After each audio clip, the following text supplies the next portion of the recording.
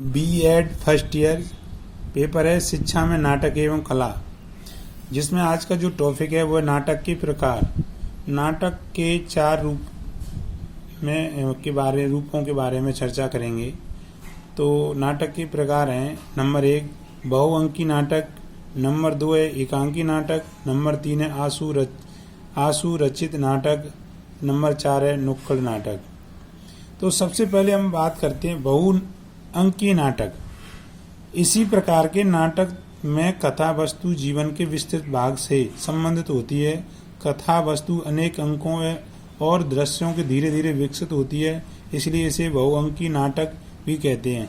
नाटक में मुख्यतः कथा वस्तु एक दूसरे लिपटी होती है, चलती है। इसे विभिन्न पात्रों से चरित्र चित्रण का अवसर मिलता है, यानी इसका जो जीवन है वो विस्तृत संबंधी है। इसमें जो दृश्यों को धीरे धीरे विकसित किया जाता है उसमें, इसलिए इसे बहुअंकी, यानी इसमें कथा वस्तु के जीवन विस्तृत भाग को संबंधित होती है और कथा वस्तु अनेक अंकों के दृश्यों से धीरे धीरे विकसित करती है, इसलिए इसे बहुअंकी नाटक कहते हैं। यानी इसमें निम्न प्रकार के अंकों का आधार होता है। इसमें कई प्रकार के प्रासंगिक और कथा वस्तु एक दूसरे से लिपटी रहती हैं।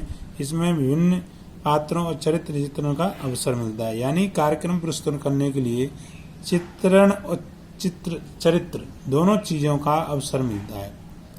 नंबर 2 है एकांकी नाटक।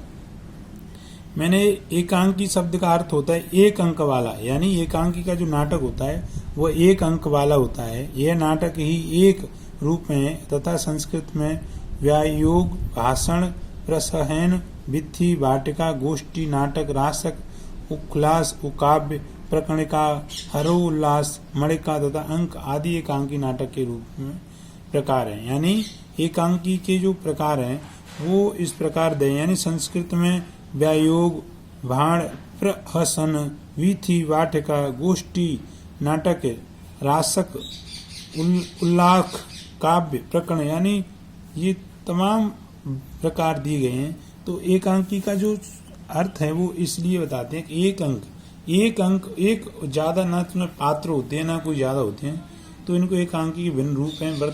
किंतु वर्तमान में एकांकी पश्चात एकांकी लेन नहीं, हिंदी में एकांकी के रूप में आज भी प्रचलित है। यानी एकांकी का जो ज्यादा प्रचलन था वो हिंदी में, उस पर भारतीय नाटक कला का उतना ही प्रभाव नहीं जितना पाश्चात्य नाटक कला पर। इसको हम देखा है कि जो पाश्चात्य जो नाटक कला का है उसमें इसका बहुत ही योगदान रहा है, प्रचलित रहे। आज के समय में देखा जाए तो हिंदी में एकांकी का अधिक प्रयोग किया जाता है। एकांकी में एक ही घटना होती है और वह नाटकीय कौशलों में ही कुतूहल संचलन करते हुए चरम सीमा तक पहुंचाती है। यानी एकांकी में एक ही घटना होती है, उसमें कौशलों को धीरे धीरे संचलन करते हुए चरम सीमा तक, यानी समाप्ति ओर ले जाते। उसमें कोई भी अप्रधान प्रसंग नहीं रहे, अप्रधान प्रसंग यानी दूसरा कोई इसमें प्रसंग नहीं होता है। संक्षेप में कहा जा सकता है कि एकांकी एक अंक का वह नाटक है जिसमें जीवन की एक समस्या, एक परिस्थिति या एक अंक का प्रभावपूर्ण चित्रण, संवाद एवं अन्वय के रूप में प्रस्तुत किया जाता है। यानी हम इसको संक्षेप में कह सकते हैं कि एकांकी एक वह नाटक रचना है जिसमें जीवन की एक समस्या, एक परिस्थिति, एक अंक, प्रभावपूर्ण चित्रण, संवाद, अन्वय रूप में प्रस्तुत। यानी हमें एकांकी में एक कह सकते हैं संक्षेप में कि इसमें एक ही अंक होता है, इसमें एक समस्या के ऊपर सारे संवाद, प्रभावपूर्ण चित्रण, अभिनय के रूप में प्रस्तुत किया जाता है। नंबर 3 है आशु रचित नाटक। रंगमंच के क्षेत्र में आशु रचित नाटकों का भी अपना महत्व है। आशु का शब्द अर्थ होता है तत्काल, शीघ्र और तुरंत।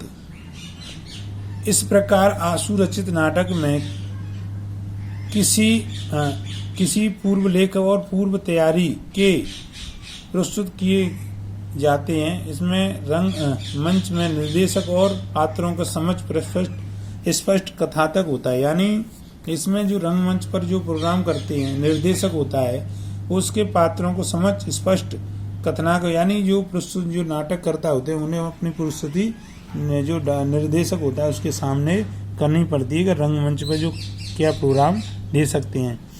उस कथानक प्रस्तुति अपने अनुभव और आधार पर कलाकार उस ढंग से प्रस्तुत करते हैं कि श्रोता और दर्शकों को रोकने लगे और उसकी प्रभावी प्रस्तुति उस नाटक की सफलता या कसौटी होती है। यानी जो नाटक द्वारा जो करता है वो व्यक्ति, उसको इस प्रकार प्रस्तुति दी जाती है कि वो रंगमंच पर किस प्रकार प्रोग्राम दे सकता है, किस प्रोग्राम कार्य कर सकता है कि वो सामने वाले जो दर्शक आते हैं उनको रोकने लायक है या नहीं। नंबर 4 है नुक्कड़ नाटक। आजकल नाटक जगत में नुक्कड़ नाटक भी पर्याप्त चर्चित है।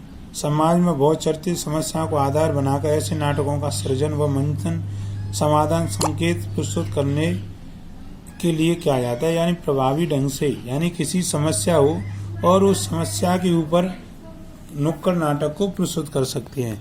जैसे कि हमने देखा है, अगर बाल विवाह है तो बाल विवाह को हमें एक समस्या है समाज की, और उस समाज को दिखाने के लिए नुक्कड़ पर इसका प्रोग्राम कर सकते हैं।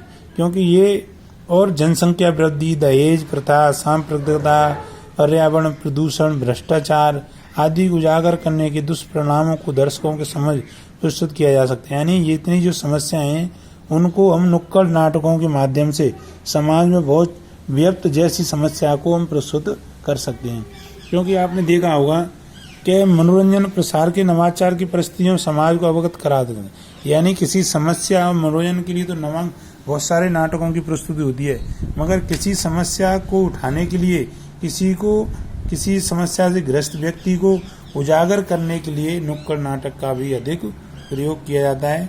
और हमें समाज को जागरूक या सक्षम करने के लिए किसी अनपढ़ व्यक्ति हैं उनको समझाने के लिए भी नुक्कड़ नाटक की प्रस्तुति दी जाती है, जिससे साक्षर व्यक्ति होता है उसको पढ़कर पढ़ाई से क्या फ़ायदा है, क्या करना है और कैसे हमें इन चीज़ों से उभरकर उनके परिणामों को समझकर प्रस्तुत समाधान संकेत हो सकते हैं, ये आवश्यक होती है।